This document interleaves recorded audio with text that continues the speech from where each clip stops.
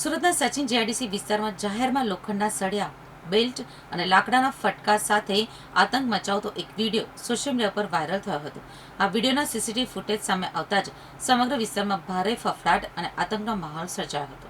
Social media પર viral થયેલા CCTV ફૂટેજમાં આ ઘટનાની ભયાનકતા સાફ નજરે પડે છે.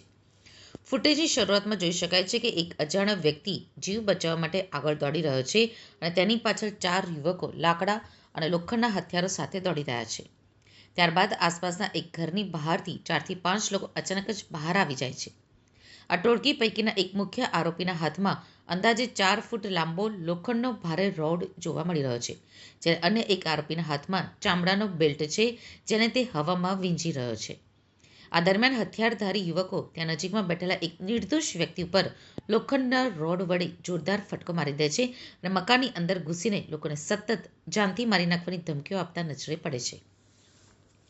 પોલીસની પ્રાથમિક પૂછપરછમાં ચોંકાવનારો ખુલાસો થયો છે કે આ સમગ્ર આતંક પાછળ કોઈ જૂની અદાવત કે મોટું આયોજન નહોતું, પરંતુ સોશિયલ મીડિયા પ્લેટફોર્મ જેમ કે ઇન્સ્ટાગ્રામ ઉપર ફેમસ થવા અને લાઇક્સ ફોલોઅર્સ મેળવવા માટે શોર્ટ વિડીયો એટલે કે રીલ બનાવવાનું કહેલું હતું. આ યુવકો પોતાની આસપાસના વિસ્તારમાં વર્ચસ્વ જમાવવા અને સોશિયલ મીડિયા પર પોતાની ભયાનક છબી ઊભી કરવા માંગતા હતા.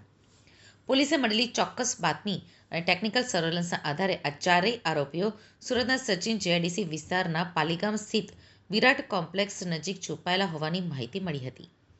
પોલીસે કોઈપણ જાતની તક ગુમાવ્યા વિના વિરાટ કોમ્પ્લેક્સની આસપાસ ઘેરાબંધી કરી હતી અને નાસવાની ફિરાકમાં રહેલા ચારેય ઈસમોને રંગે હાથ ઝડપી લીધા હતા.